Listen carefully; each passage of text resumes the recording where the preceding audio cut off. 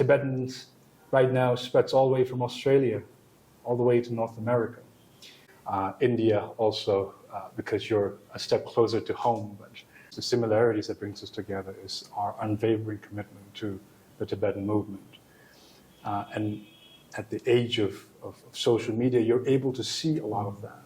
As a Tibetan American, the Tibetan movement is an issue that we constantly bring to our local officials. The works of International Campaign for Tibet, through the works of Gyatso and the subsequent leaders who have led a dynamic institution, UN is, with its own imperfections. One of the special rapporteurs of the UN made a statement of the conditions in Tibet being akin to a cultural genocide. It's clearly mentioned that the legal status of Tibet has not yet been determined under international law, knocking their doors in Queens, New York, in Brooklyn, New York, also going to DC and telling them about the set of legislations that we're working on. Unsilenced, Voices of Young Tibetans is a podcast presented by the Foundation for Nonviolent Alternatives, where young Tibetans share their personal stories, experiences, opinions, and journey in exile.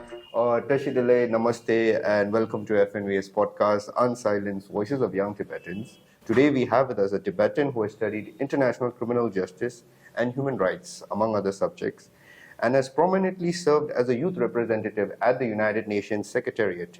He is among the Tibetan youth leaders in our community that played a pivotal role in the passage of several For Tibet bills in the US that have become laws, the latest being the Resolve Tibet Act. He currently serves with the Mitsubishi UFJ Financial Group. So welcome to our show, Lodoe Gyatso. Thanks very much. I'd like to take the opportunity to thank you for, first of all, the invitation to be with you. And also, I would like to recognize and acknowledge the work that you and your organization do to sort of uplift our understanding of the Tibet-China conflict with a unique lens from India. So I appreciate and recognize the work you do and for the invitation for allowing me to be here today with you. Oh, thank you so much, Lodoe. And on that note, I think we have to thank our mutual friend, Hundubla, who brought us together here. So thank you, Hundu. Thank you, Hundu, indeed. So Lodoe, first things first, what brings you to India? India, I mean, India, why not India, right? India to reconnect with friends and families. India to reconnect with perhaps roots. I wouldn't be lying if I say that there's a lot of who we are as Tibetans living around the world can draw a lot of a sense of appreciation for the upbringing that we might have had in India. India to be able to also reconnect with your gurus, your spiritual side of things. India also because you're a step closer to home, but you can't be in your homeland as much as you wish physically, but you are with a sense of comfort knowing that a few mountains away you are much closer to home than you are when you're in New York. So India, why not India? Indeed, why not India? And India is also the home of our leader, His Holiness the 14th Yes. Dalai Lama, and you had the pleasure and the privilege of meeting him. So Yes. what did you feel when you met him recently? Yeah, it is definitely a unique sense of experience for me to be able to simply be in his presence. For the last few days that I was in Dharamshala, in the same presence, in the same air that we breathe, His Holiness does, it just has a unique sense of appreciation for where you are, but a profound sense of gratitude for the fact that you're able to be in his presence. And when I did meet His Holiness and in a private audience, I also had the opportunity to just be as close physically to him, but also spiritually connect with him as much as I've always wanted. And for me, it is definitely an unforgettable experience. And being with him, being in his presence, allows me to also have the blessings that he has received multiply, but also inspire myself in his presence to continue to do the work that he has done for the Tibetan movement, for its people, and to be in his presence, to be inspired to do more than what I have been able to do. So I think in many ways this experience has given me a deep sense of gratitude, a profound experience of appreciation, and of course a continued inspiration to be a better versions of ourselves in the spiritual realms of things, but also be able to continue to contribute to the movement as we move forward in the path forward ahead. So definitely a great experience, to say the least. That's really wonderful to hear, and I believe meeting His Holiness is something everyone around the world aspires to, but it's very unfortunate that our sisters and brothers inside occupied Tibet are not being able to, take this opportunity due to the current government, for that matter. Right. So moving on, Lodoe, you have been born and brought up in India, you grew up in USA. So what differences do you find between India and the USA, particularly when it comes to the Tibetan Freedom Movement and the Tibetan community as a general? It's interesting that you bring that because in my view, primarily there are a lot more that brings us together as Tibetans, be it in India, be it in the US and around the world. The similarities that brings us together is our unwavering commitment to the Tibetan movement. And at the age of social media, you're able to see a lot of that. The movement in Paris recently regarding the museum and the naming convention of the Tibet, regarding any sort of initiatives that individuals around the world, be it Tibetans, Tibet support groups that we're taking. One thing that is common is the fact that we have a growing momentum and unwavering commitment of the Tibetan people to the movement. And that is profoundly clear. But as someone who has been brought up in the US, what I've also observed is the fact that there are unique benefits or advantages of being a Tibetan origin person of American citizen, right? And as a unique experience of actually being able to vote, the right to vote, right? And as nascent as it may sound, or as very much a common knowledge as it may sound to a lot of us, the right to vote is actually a very important aspect of our Tibetan American journey so far. In my observation, what I've been able to also see is that if you are able to exercise your right to vote, to be able to elect a leader in your local municipal, a political sphere, if you're able to exercise your right to vote and vote in state assembly members, in state senators, and also vote at the federal level in electing your congressional members, you have a unique ability to influence those individuals who you have elected in the office, because by the nature of you voting these individuals in favor in the offices that they currently reside, they are also accountable to you as your own constituents, right? So in that, what it does is you cultivate a space where being a constituent of the members of the legislators that you appoint, both from the municipal, state, or at the federal level, you have an opportunity to influence or to advocate for the issues that are close, that are near and dear to you. As a Tibetan American, the Tibetan movement is an issue that we constantly bring to our local officials, to our federal officials.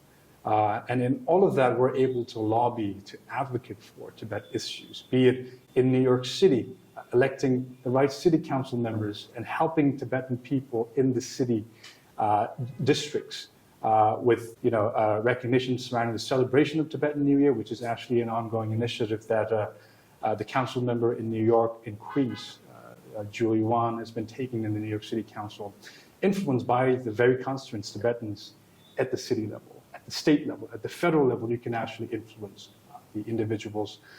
So all to say that the differences that I've been able to observe is in fact in relation to the unique sort of sense of experience of being able to vote, and ultimately carving out a space for those who will be elected in these offices to then work in addressing the issues that are close to the Tibetan people.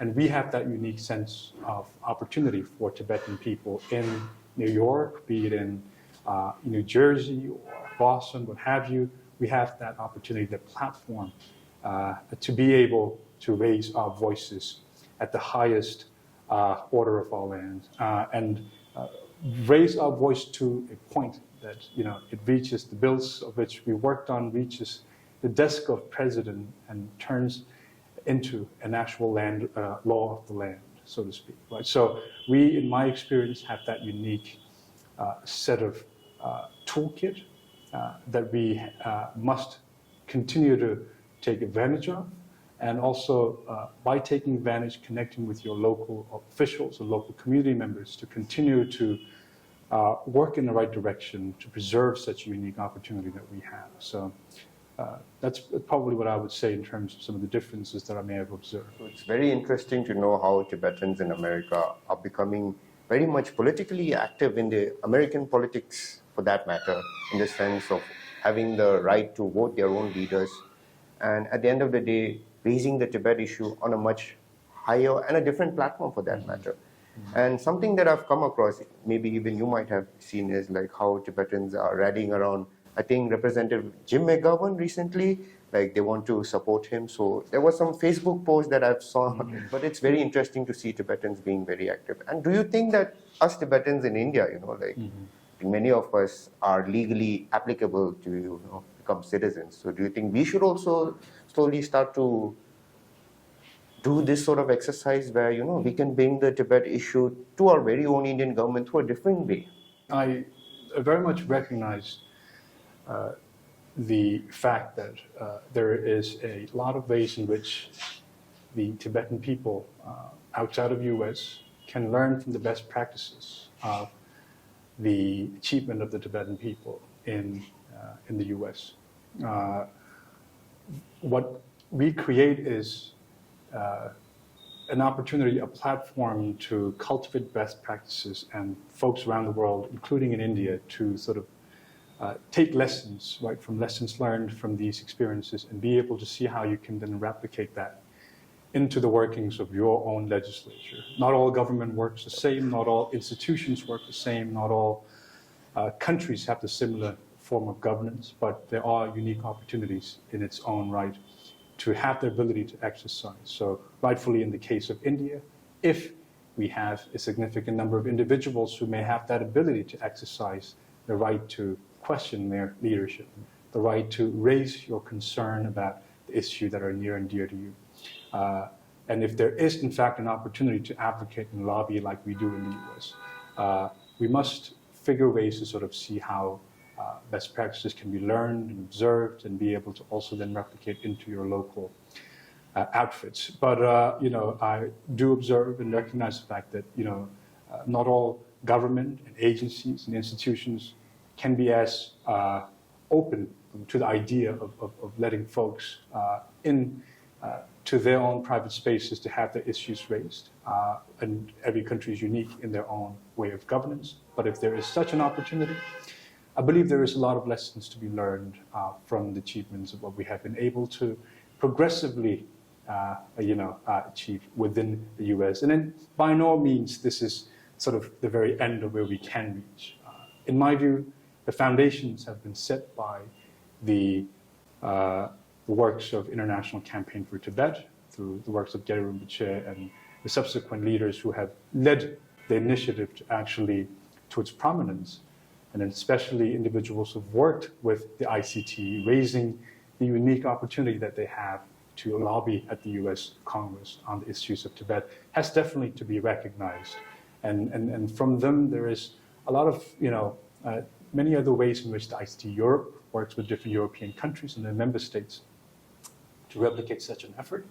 So to address your question, there definitely is an appetite and a space for such, practices in India as well.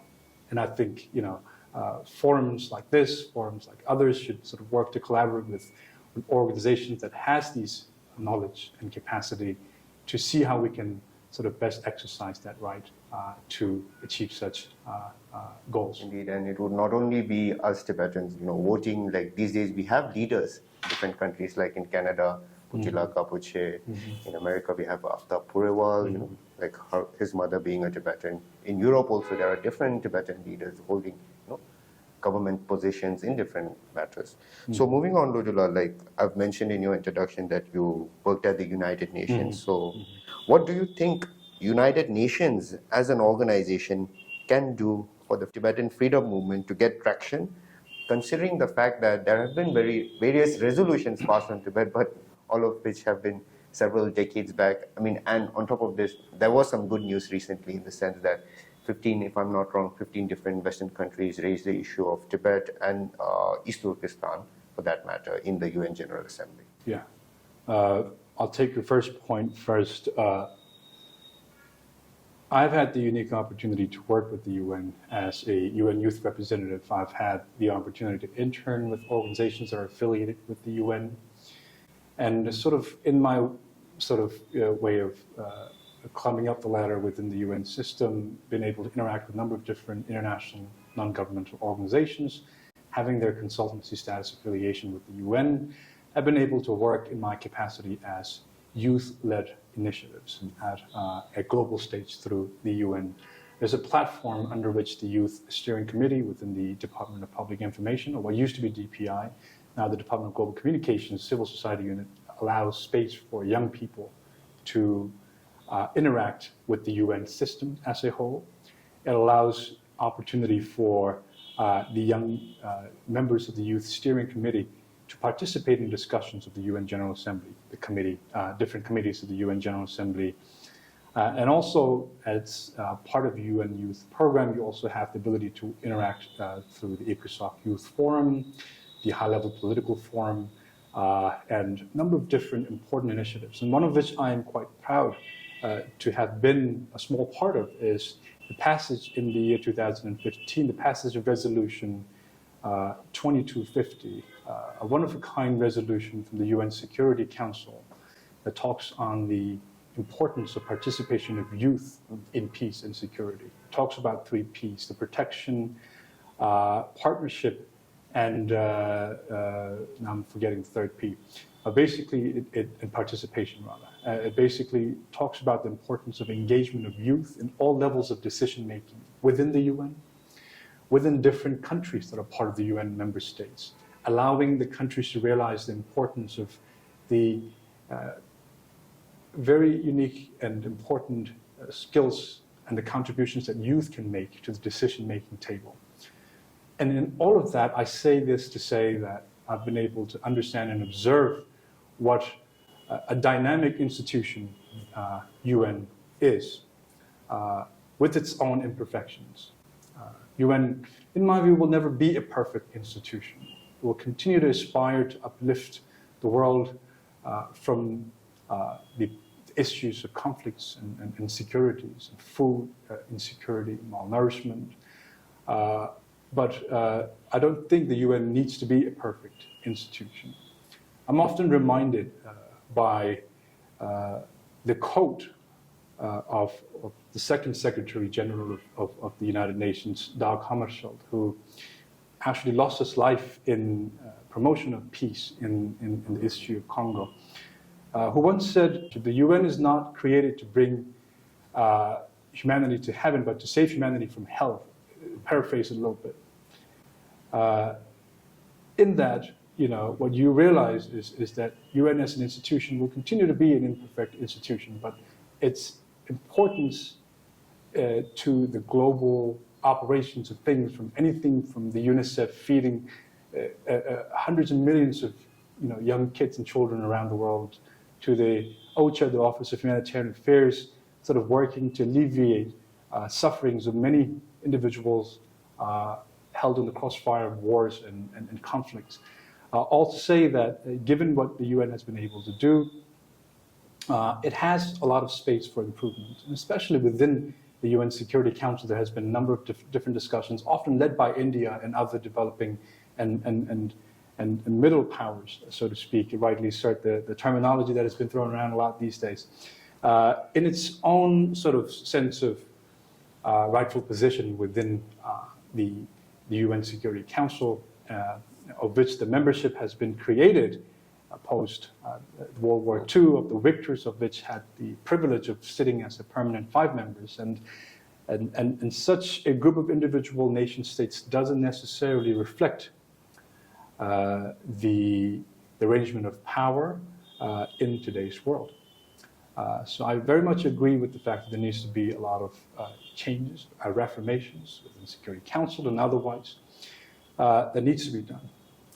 When it comes to the UN as an institution, we have also a tendency to view UN simply through the UN Security Council or through the UN General Assembly. And it's of profound joy that we have been able to actually establish, or at least a number of countries have been able to vote in favor of passing resolutions on Tibet in the 60s and 70s. However, we have not been able to actually see a similar level of support in the passage of any sort of new resolutions on Tibet. And a lot has to be blamed for the ways in which China has asserted its power within the UN institution. We had a prior discussion about how China now sits next to the US in being one of the largest funders of the UN, funding also one of the biggest number of troops in the UN peacekeeping operations, the Blue Helmets around the world. With such level of contribution to the UN, it also comes with a level of influence in the ways in which they can almost dictate how a country must behave in their voting procedures. We've also seen the interest of China in many African, many South American, Asian, and even up to now the European countries in which the engagements of China through its developmental funds, through its infrastructure projects, through the different manifestations of the Belt and Road Initiative projects. In many ways, in return of these projects, China also expects a lot of these countries to vote in favor of the emotions or the ideas that they stand. And in many ways, this also obstructs our ability to stand ourselves in institutions like UN. But there are other ways, in my view, that can be beneficial to our movement. Within the UN General Assembly itself, we have the 6 different committees. The GA1 talks about the disarmament and international security. GA2 talks about the ECOFIN, the economic and financial aspects of the UN. The 3rd talks about humanitarian, social. 4th on the special political, decolonization. 4th budgetary, 5th budgetary, and then legal subsequently on the 6th. All to mention that all these different committees have different rights and different responsibilities and duties, so to speak. The civil society organizations that are affiliated with the UN has also the capacity to actually partake and participate in all these different committee discussions and raise questions as part of the UN ECOSOC consultancy status. Individual organizations that has a consultancy status actually has the privilege to attend these meetings and raise questions and lobby, in essence, the governments to position themselves in the right direction. There are a lot of opportunities that we can exploit in this regard. But UN as an institution, we also have out of the UN Security Council and the General Assembly that we talked about. It's 2 of the 6 organs of the UN. The 3rd being the Economic and Social Council. 4th, the Trusteeship Council, which currently is non-functional. And 6th, we have the International Court of Justice. And then 5th, in essence, was the Secretariat of the UN. So 6 different organs within the UN institutions. Outside of the Security Council, General Assembly, there are a number of different offices and organizations within the Secretariat that we can participate and engage as civil society organizations. One of which you have just alluded to, the work of different countries within General Assembly, which is actually a great contribution to the wider discussion, but also something that goes along with that. What we have also seen recently in a documentary from DW, the German government-funded documentary series on Tibet, one of the special rapporteurs of the UN made a statement of the conditions in Tibet being akin to a cultural genocide. That comes from a UN special rapporteur. That's actually a process within the UN Human Rights Council regime. The Human Rights Council has special rapporteur projects where we have thematic versus country-specific responsibilities, where the special rapporteur will report on issues specific to on discrimination of people, on genocide, on crimes against humanity, all of which gives an opportunity for the Tibetan people and our organizations to work with these rapporteurs or their research to contribute to the understanding of the issue of Tibet. We also have, under the UN human rights regime, the UPR, the Universal Periodic Review, where the Tibetan movement so far has progressively found its place through our like-minded civil society organizations to participate in the review of human rights practices of the members of the Human Rights Council. China, being one of the members, have been reviewed 3 times already. If I'm not mistaken, our Tibetan affiliated organizations have had the opportunity to actually raise our voices there and pressure and question the government's standing on the human rights practices. Within the UN human rights regime, you also have complaint procedures, the special procedures that we've talked about, a lot of venues where we have the opportunity to take advantage and sort of assert our place there, both in Geneva, where the Human Rights Council is located, but here in New York, where recently the ambassador of Australia, along with like-minded groups of nations, have spoke vehemently opposed to the human rights statements, human rights conditions rather, in Tibet and in East Turkestan as well.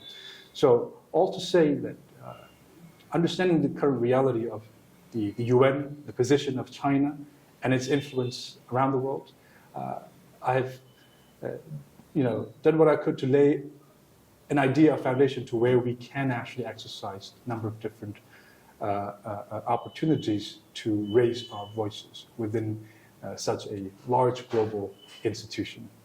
Yeah. This was very enlightening, Lodoe, like especially the nitty and gritty of how the United Nations works and how China is influencing, for that matter. Like talking about this recent 50 nations raising the issue of Tibet and East Turkestan. Like I think just following this, the Chinese Ministry of Foreign Affairs, they came out with saying 100 different countries are opposing this. So this definitely shows their influence there. But there is, like you mentioned, a big space for us Tibetans to explore there, to raise the Tibet issue there, especially how the UN Special Rapporteur spoke about this in this very, very interesting documentary. I think everyone should watch that. If you haven't already. Almost 90 minutes long, but very insightful. Gives a holistic idea of Tibet. It's not only pro-Tibet. I mean, you have even Chinese scholars speaking there. So a very interesting one, in my opinion. No, that is definitely true. And one of the individuals who spoke in that documentary, when I was a young student at the university, I've had the opportunity to actually establish the first human rights student organization at my university. One of my primary goals was to ensure that Tibet is always discussed in any sort of human rights forums. And in a school of criminal justice, there's a great emphasis on the aspect of social justice overall. So there's a great reception on the issue of discussions on human rights. And I've had the opportunity to actually invite that professor, one of the professors there in the video, to actually talk about the issue of Tibet from a lens of a Chinese professor, teaching in New York, understanding their sort of stance and their view, to get a holistic view about the issue of Tibet, the human rights conditions in Tibet. And we also have had a number of actually speakers come in from DC, who talked about the issue of the people, the Uyghur people, and we also had the opportunity to invite individuals from the Southern Mongolian group as well. So it was a good discussion to bring about the issue of human rights in China overall, and then each different candidate sort of talking about the importance of why human rights in China needs to be changed, and where their own people have been having the greatest sense of violations of human rights. So, it's definitely something that we need to be able to continue to bring forward through whatever means possible, be it through a documentary, be it through a panel discussion that you could bring, and be it through a podcast like this. So this goes a long way, to say the least. Human rights is one aspect of when it comes to the Tibet-China conflict. The other thing is the legal status, for that matter.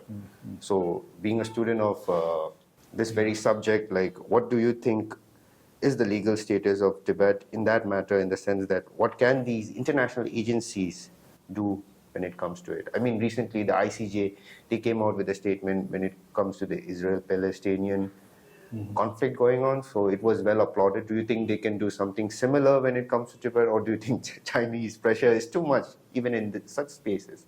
The International Court of Justice, being one of the 6 organs of the UN itself, in my understanding, of course, major powers within the UN system wields great influence in that court. But and of course, notwithstanding the sort of influence that China wields within the entire UN system, we may face obstruction in such a direction of the observation of a legal status on Tibet.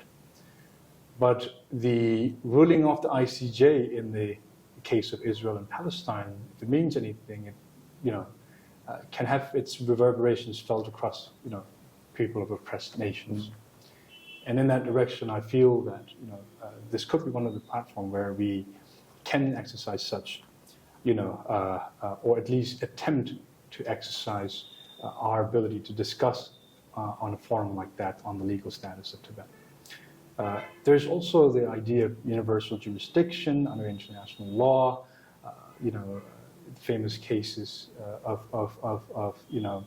in Chile with Baltasar Garzón. I mean, there are precedents internationally, and Spain, if I'm not mistaken, not too long ago, have attempted to actually bring to the fore the Tibet issue by using international toolkits like universal jurisdiction on the crimes committed to the Tibetan people in Tibet by the Chinese government, using these toolkits within the international system to understand how we can sort of talk about the legal status of Tibet, how we can talk about accountability of Tibetan crimes committed against Tibetans.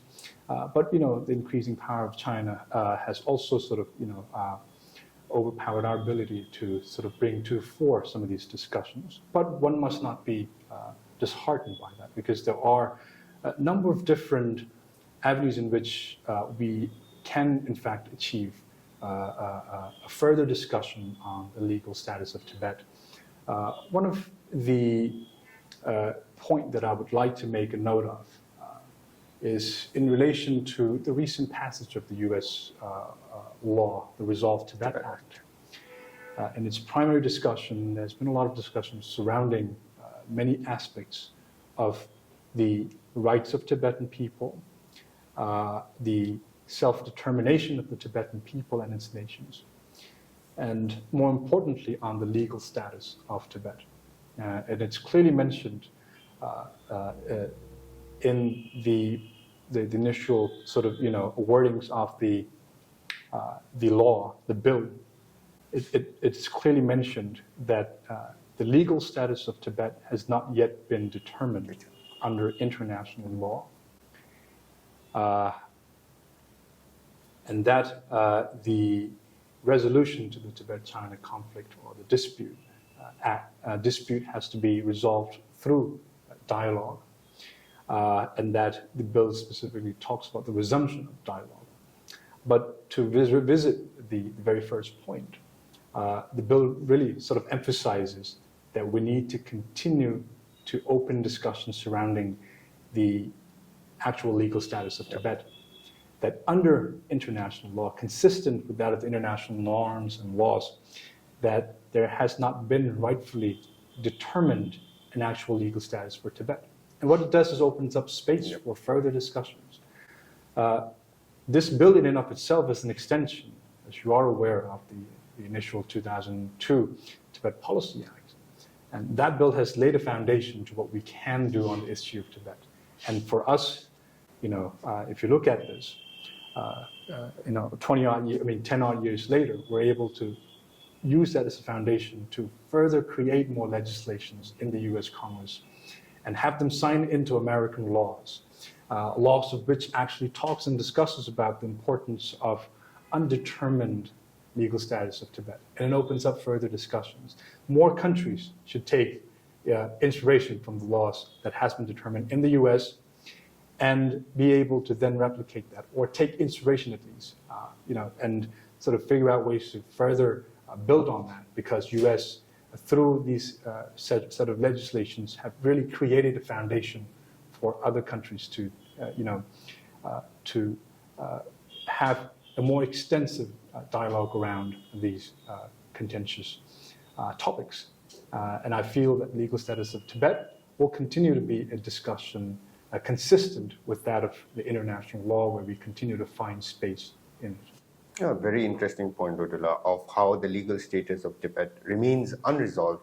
And if I'm not wrong, I'm not an international law student, but I believe the last case, when the ICJ, they took up the case of Tibet, I think the final one sort of makes it very clear that issue has not been resolved. The case can be taken forward again. So this definitely gives us space to, really work on the legal status of Tibet for that matter. And also, like you said, how America has come up with this Resolve Tibet Act in short, other countries can definitely work on it. I believe the Sikyong, when he recently traveled to Czech Republic for Forum 2000, he mentioned the same thing, saying how, it might not be a similar law for that matter, because each country, they have their own differences, their own ways of working and functioning for that matter. But definitely, I believe countries can take inspiration from this and create laws that sort of curbs and sort of cuts the Chinese influence, which is everywhere for that matter. Yeah. It's important that you also brought the issue of Czech Republic. In Forum 2000, Czech Republic being one of an old friend of Tibet, so to speak, old given its introduction as a nation, as a country, from the founding father Václav Havel, the biggest friend of Tibet ever to exist, inviting His Holiness over the Chinese pressure in the 90s to speak in a newly formulated country of Czech Republic after the Iron Curtains have been lifted. Forums like that continues to create spaces for wider discussions like that. Forum 2000 has always been a forum where leaders of like-minded nations, leaders of oppressed people and nations gather there to talk about human rights, human values, restoration of human dignity in people that are oppressed around the world. So I believe there needs to be very much a forum like that in which we also can participate to further extend that discussion. So moving on, I've seen that you've been part of this Tibetan music video. Yes. Basically meaning I have no regrets. Mm-hmm. And in some ways, watching that video, it sort of gives one an idea of the Tibetan community, not the entire picture, that is just one picture of the Tibetan community in the States. So what do you think we as Tibetans can do, especially in the region of North America, not only the US, but Canada also for that matter, considering that approximately, this is not a fixed number, people say around 40% of the Tibetan diaspora community is based there.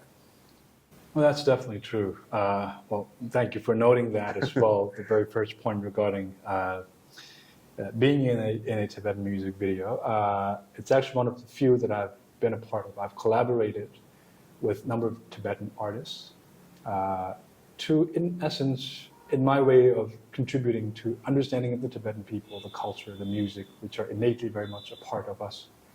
It's our identity. Raising the cause of Tibet through different means, so to speak, right? Also through the forms of different media. I've had the opportunity to collaborate with Asian American food vloggers, food makers, to represent Tibet through food, to teach them about what Tibet is, what type of food we eat. And through that, you bring awareness to individuals with a certain level of influence in the age of social media on the YouTube channels to, in essence, not politically, but through other means, represent the issue of Tibet or the Tibetan sense of identity to be brought. Also, I believe it's also worth noting that I currently work with the Mitsubishi Financial Group, of which we have also established the very first mindfulness employee resource network. And mindfulness, we can't claim that as being Tibetan, but very much at the foundation, the values of kindness, compassion, insight, all very innate to Tibetan upbringing. And very much the way that I've been taught, I've also done what I could to bring about that value, that wisdom, little of what I have, to the fore, and express that in the form of, teaching meditations, and interacting with people, bringing in people who are mindful leaders to talk about, their journey in financial sectors. All to say that these are different ways in which one could bring about the issue of Tibet without fully getting into the world of day-to-day politics, if that's something that you don't like to get involved. But Tibet can be brought on through different means. That is my point. And to address your second point regarding what we can do as Tibetan people now living in North America, I think much has been talked about the way in which we have built a network of individual organizations and individuals themselves contributing to the wider movement in North America and in the US specifically through the lobbying and advocacy work. That's something, in my view, aggressively over the last decade. A lot of us have been informed about it. A lot of us have seen the results of you taking 2 days off from work, traveling to DC, and knocking the doors of our congressmen, congresswomen, our senators, and letting them know about Tibet, because as a US citizen, we have that right and the responsibility and the duty to do that as Tibetans as well. So in my view, if folks cannot necessarily contribute heavily to the movement, there are many ways in which you can. And it goes without saying, that through your podcast, you've also sort of laid down a foundation as to how Tibetan people can, be a part of the movement overall globally. But through practical means, for those Tibetans, let's say in New York, we can all get together in March, get in a bus and go to DC and talk to our legislators. The number speaks very loudly. When we show up in big groups and knock on the door of our representatives, they know and they see that Tibetan people live in their districts, that Tibetan people also are a significant member of their own constituency, and that their voices, our voices, matter. And we're able to communicate that, not just through writing an email, which is a common exercise in the US, but actually knocking their doors in Queens, New York, in Brooklyn, New York, also going to DC and telling them about the set of legislations that we're working on. It doesn't take a lot.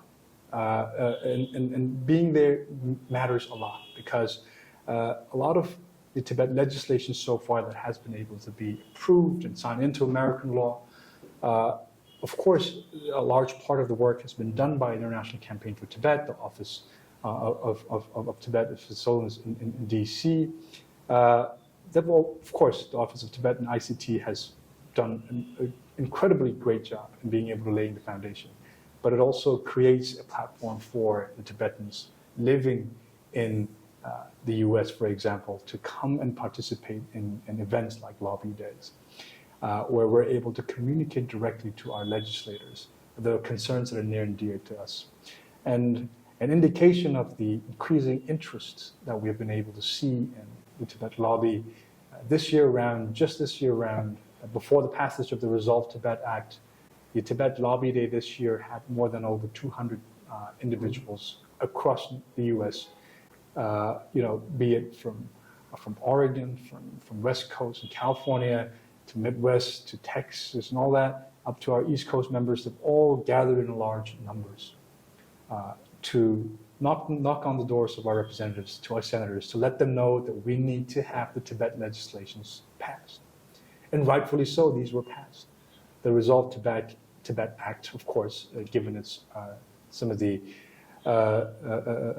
change of wordings and that of issues, the hurdles that we faced initially, it has been able to come to fore. Been voted upon in Congress, passed in Senate, signed into American law, and that's the power of Tibetan people in the U.S. who have the ability to exercise their right to be in the nation's capital and let their own legislators know that Tibet is important to the Americans of Tibetan origin. Right? So I think it's an important platform for Tibetans living in the U.S. And I continue to urge, be it through my interviews with different news agencies, I continue to always work to advocate for Tibetan people living in the free world, to be a part of that. Because it doesn't really take a lot from us, but it contributes a lot to the movement, because that effort really do matter. But also what I wanted to emphasize is the fact that in anything that you do as Tibetans living in North America, and around the world for that matter, whatever you do as Tibetans, or as Americans or Canadians of Tibetan origin for that matter, if you are a nurse, a doctor, a lawyer, an engineer, a banker, a teacher, whatever you do the very best you can in your own path. So that when you do your best and the work that you have done gets recognized, you have the platform naturally as a Tibetan, people of Tibetan origin, to raise the issue of Tibet, to talk about your Tibetan identity. In and of itself brings a sense of awareness to anyone that's around you on what Tibet is, what Tibetans are, and what it could be. Perhaps an example of a pop star, Dua Lipa, who is, of course, British, but of Albanian descent. Yep. Albanians from Kosovo, in a war-stricken country. Her family had to leave to the UK. There are only a couple million of Albanians in Kosovo anyways, similar to that of the numbers that we have in Tibet. But they have been able to go and live in places outside of their countries and have been able to do what they can in their own field of work, being an artist, being a celebrity. And now she's been able to bring in the attention on the issue of Kosovo, bring in world-class music festivals in Kosovo. And all of that to say that in anything that we could do, just giving an example of a tiny nation that can resemble, in many ways, the struggles of a statehood, a struggle of war, so to speak, all of that has led to people migrating out of countries, but in the places of their own host nations, they have been able to excel in the works that they do, and through which you create a platform globally. Right? You look at the Jewish lobby, for example, a lot of Jewish individuals of prominence in the US, their contribution to CPAC and the lobby initiatives to the laws that are passed in favor of Israel is unmatched to any sort of special interest groups. You look at the prominent Hadid families, Isabella Hadid, of which who has Palestinian heritage, talks, uses their platform to talk about the plight of Palestinian people.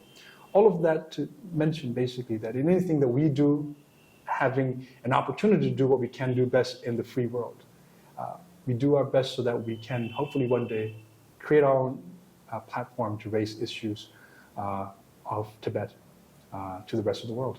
Indeed, Lodoe. The agencies through which Tibetans can be, Tibet for that matter can be raised by Tibetans is very interesting. And I believe when it comes to the lobbying, other countries, where Tibetans reside, be it Canada, in Europe, and Australia for that matter, they are taking it up. And definitely, I personally, being someone from India, hopefully sees in the coming years something like this being more prominent in India. It's not like it's not happening, it is happening, but Sure. a coordinated sort of action when it comes to lobbying on Tibet, that is definitely needed here. So, Lodoe, being in the USA, of late, many Tibetans, everyone has been observing how Tibetans as US citizens, not only US citizens, citizens of other nations, be it Canada, be it France, be it the Netherlands, be it Australia for that matter, travel and visit Tibet. What is your take on it, and have you by any chance met such individuals or visited Tibet recently? If so, what were their views on Tibet? Well, I didn't have the good fortune of meeting anyone as of date who have had the great privilege to return to the motherland. But I'm aware that there has been a recent shift or change in the EU-China treaty, as some sort of a trade deal that has signed, has developed to having a 2-week visa-free movement of European Schengen countries to visit China. That being China, not necessarily Tibetan Autonomous Region. I think you still need to go through the separate, process of requesting your permit to go into Tibet. So mind you, for those who don't know, even if you get a visa to go to China, you can't go into Tibet. And that still continues to be the case in this change, if I'm not mistaken. But you still are, in my understanding, able to visit the Tibetan Autonomous Prefectures, be it in Hainan, in Qinghai, or in the Dichin Autonomous Region, or in Yunnan, or in Sichuan and in Gansu. I believe those Tibetan prefectures can be visited, but to a certain time frame. And I think, it is a good opportunity for Tibetan people who may not have had the privilege of being able to meet their families that are back in Tibet, to have an opportunity to meet with them, to learn and understand how the situation is, to learn and understand the current climate of politics and political discourse in Tibet. It's a good opportunity to learn through that. But as I mentioned earlier, I don't necessarily think that there is any changes made to this sort of tightened restriction on the Tibetan Autonomous Region, where the big chunk of the historical Tibet lies. Even to this day, to my understanding, the foreign medias, independent foreign medias, or foreign diplomats, or foreign organizations, for that matter, international human rights organizations, none of them were allowed to actually travel in Tibet.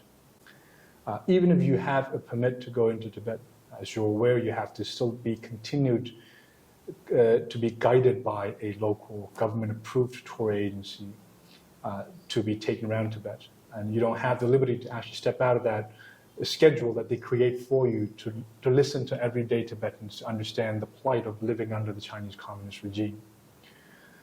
And that continues to be the case. And what further sort of establishes that idea is the fact that the Freedom House still continues to rank Tibet as one of the least free country in the world. After North Korea and Syria, all of that comes under after Tibet being the least free country. We don't get to hear a lot of that in your everyday news. But these individual organizations have really tried to understand exactly the current situation of human rights in Tibet, and they've not been allowed that information. And because Tibet is under such a tight gridlock, that the world media organizations, the world at large, may not necessarily have the most fullest of understanding about the situation in Tibet. So I haven't, to address your question directly, had the opportunity to meet with any Tibetans then, but I'm aware of these changes in the European countries. But for Americans, I'm sure the US State Department, American congressmen and senators will continue to sort of try to get into Tibet to understand the situations in Tibet. But as of now, if this is any indication, the Freedom House report, that it continues to actually be one of the least free countries in the world. The US government also has passed, with a lot of our lobbying efforts conducted in 2017, 18, leading up to 18, on the passage of the Reciprocal Access to Tibet Act, which basically urges the U.S. government, the State Department, for example, to sort of blacklist the Chinese government officials in violation of human rights in Tibet, but also that of to restrict and limit these individuals' access into Tibet. That the Chinese government, when they have the vision of creating more consular offices in the U.S., cannot be allowed to actually establish more consular offices in the U.S. unless they allow the consular offices to be established in Tibet, in Lhasa, and more diplomats, more American journalists are allowed to go into Tibet to understand the situation. So, hopefully there is a good light of the day in that, so that we can actually go and see the foreign governments, dignitaries, foreign media organizations, and one day go in Tibet and understand the situation. But as of now, I'm not of the view that that will be the case anytime soon. Indeed, and I believe even for Tibetans who travel with these passports, many have been facing issues. I believe, if I'm not wrong, a family from Netherlands or Belgium, either one of them, they faced a big issue in the sense that even though they had valid visas on their foreign passports, they were not allowed to go back. I think they were deported, or a big issue happened. So this very much shows what is exactly happening under all these developments. Yeah. So it's very interesting, Lodoe. So Lodoe, I would have loved to ask more, but we are running short on time. So finally, I would like to ask you whether you have any messages to our fellow Tibetans worldwide and the plethora of Tibet supporters who continue to stand with us Tibetans. Yeah, I mean, the reason why we continue to have this discussion around Tibet, why Tibet still occupies in global conscience, is the fact that the Tibet support groups, the Tibet affiliated organizations, have been able to contribute to a large extent the work that they have been able to do to better the world's understanding on Tibet. And as a result, a lot of us continue to live off that inspiration to do more and to do better in what we do. So it definitely, first of all, goes without saying, the work of the Tibet support groups, the Friends of Tibet overall, the Tibetan people in general, needs to be applauded, because for a lot of us, these works continue to help us instill hope and find inspiration to continue to do bigger, better things for Tibet.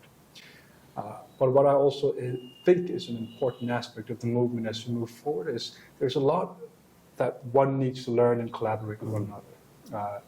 There's a lot that one can contribute to the discussion and create a platform for collaboration of the movement in Tibetan people living across the world. The Tibetans right now spreads all the way from Australia all the way to North America. And in that geographic exposure, we also have the exposure to a number of different opportunities for Tibetan people in the countries that they reside.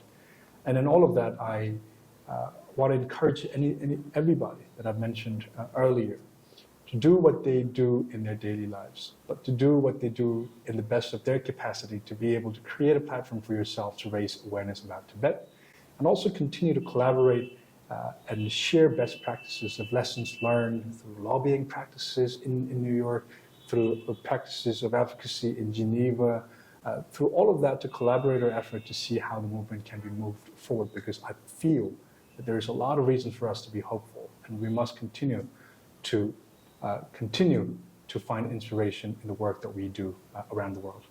So on that note, Lodoe, thank you for sharing us such valuable insights. I think our audience, even I myself, learned a lot from here. So our audience would learn a lot, including the nitty-gritty of United Nations, for that matter, and Tibetans, the Tibetan diasporic community outside of India, what they are doing, moving ahead. So thank you so much, Lodoe. Thanks very much. Thank you for the opportunity to be here, and thank you for your continued work in uplifting our understanding of the world surrounding Tibet, India, and China.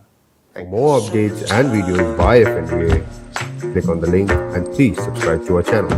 Thank you for watching.